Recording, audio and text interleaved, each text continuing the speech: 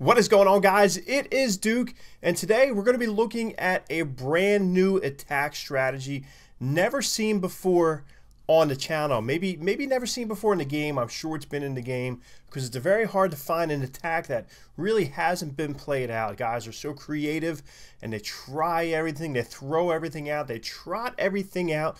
But this time, it's a new one to me. It's something that I have not seen.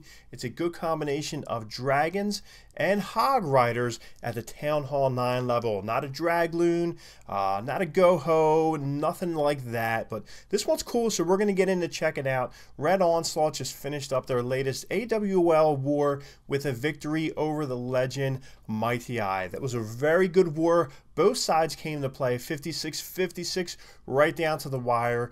At the last second, there was a Town Hall 11 versus Town Hall 10 dip for the 3-star, which sealed the victory here. So it was a wonderful war, and really what I'm thinking about is war MVP has to go to Steve. Steve is a Town Hall 10, and he dropped a 3-star on another Town Hall 10. So a 10 versus 10 3-star, and he also went up to the #1 Town Hall 11 on the map, and he got the 2 stars, which really was able to seal that for the dip triple. Because if your 10s can go up and get a 2-star on an 11, it allows the 11 to come down and triple those Town Hall 10s, which is so huge, especially in a war like this where you saw it was only a 1-star difference for the win. So as you can see, this is your good old school, your Bow Witch coming in with the golems right in the center, coming in on each side with bowlers and witches right up the gut with your jump spells, with your heroes, getting everything right in there, taking out the heroes, taking out the clan castles, hollowing and everything out, because you can see right there the Inferno towers are focused on the center of the base, and once the golems get up through, then the heroes start pushing through. They can cause a lot of distraction. As you saw, the witches were able to go and take out that right Inferno tower, and over there on the left one will go down soon, but as you can see, there's so much going on in the core of this base right now. So this is a really good hit. 10 versus 10. I don't care if you have 100 troops left or if you have one tiny little skeleton.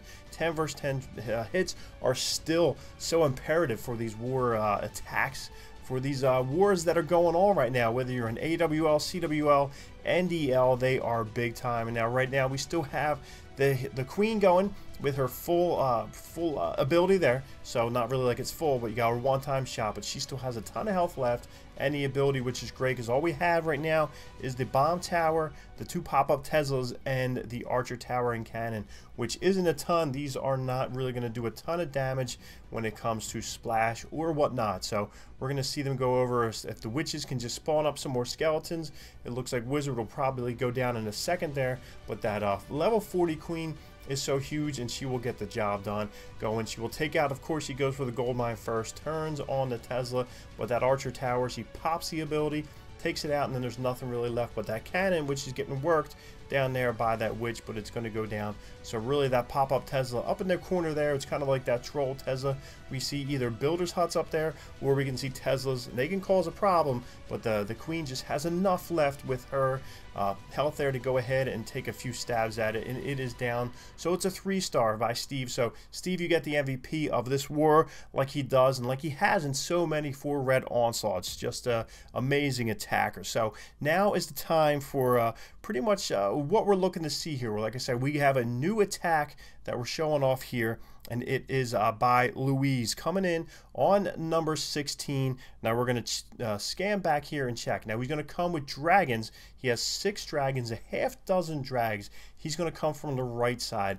Now on the left side, you see a couple air defenses, and on the bottom, so this right side over here is really susceptible to a good amount of your air hits. So he comes in, and as you can see, it's kind of an offset. This is your anti-3 style Town Hall 9 base, and he has the clan castle way over there. So he pulls the clan castle with a minion. So he's able to go ahead and pull them up to where the dragons are. And he's going to drop a rage spell down to go ahead and just pump those dragons up just a bit to get rid of the dragon and the baby dragon that are in the clan castle. And he's also going to be able to take out the archer queen right there just in a few seconds flat, as just they go nuts taking her out. So now really the next thing is you're hoping that they can get rid of this right side of the base, create a nice funnel for your hog riders. Now they're going to come in on the bottom. You kind of don't want them to go north. You want them to go from about 6 all the way up to the 9 o'clock. As you can see, the heel spell leading them that way. Now the Expo is still standing over there on the right hand side, and the Dragon's doing some work up top and on the side, but just enough of a pathing funnel to push those hog riders up into the left. Heroes are down on the left hand side, and it's time now for heels to go down and really able to path these troops up and through. So we have a couple wizard towers that are right there in that center compartment. So awesome job right now for Louise, just going through different style. Let me know in the comments down below. Is this something that you guys have ever seen before? Is it something new? Is it something cool? I like to see more of something like this. Sometimes you get tired of the same attacks over and over. So when I was scanning through this war, checking out the different attacks, saw this one and I said, you know what, I gotta grab this one because it's something cool. I might never ever see it again, but it was a wonderful job by Louise. Still going through with this couple hog riders in there. Now they're going to turn, they're going to get rid of those gold storages, and Queen's going to follow right behind. But it was a wonderful attack by Louise. Nonetheless, well thought out. Like I said, outside the box, it's telling you what I want to see, what I like seeing. So excellent job here by Louise. Cool though. So that gets 3 stars on the war map, but it gets 3 stars from me. So wonderful job there. Check out that army comp if you want to try it out. Like I said, something different, something cool. You can wow your clan mates with it. So now we're going to jump up to number 12 on the war map here. This is also one that you don't see all the time. It's a go-ho-wee, but he's using 4 golems here. This is a heavy, rock-heavy attack here. So basically coming down with the 1 golem on the right-hand side over there, flanking them with some wizards because you want to create that funnel, of course. But he still has 3 more golems in his army composition. We have a clan castle way on the bottom there, and now he's going ahead with that golem. He's going to pull the clan castle with that golem, and he's going to go ahead and take him out with a double poison and also with the wizards. Now he has 2 more golems going to be coming in there. Jump spell is going to get in there. So anytime you can get golems, especially if you're doing like a plural golems with the S's, then you're going to have a ton of heat being taken, especially if you can get them to ride up into the center. So as of right now, you can see exactly where Green Muscle's going. He's trying to pull all of this right up into the center of the base.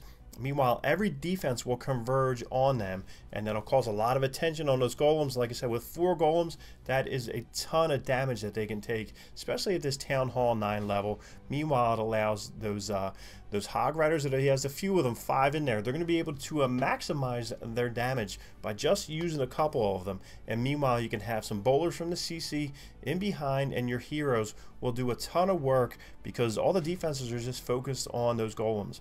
Now right now you can see the majority of the back end of this base is wiped out. We have a couple wizard towers, an archer tower up there, a mortar, cannon over there getting worked by the minions, which was a pretty cool job of knowing to bring them in, because once you get rid of anything that can hit air, these guys are going to go over and do damage.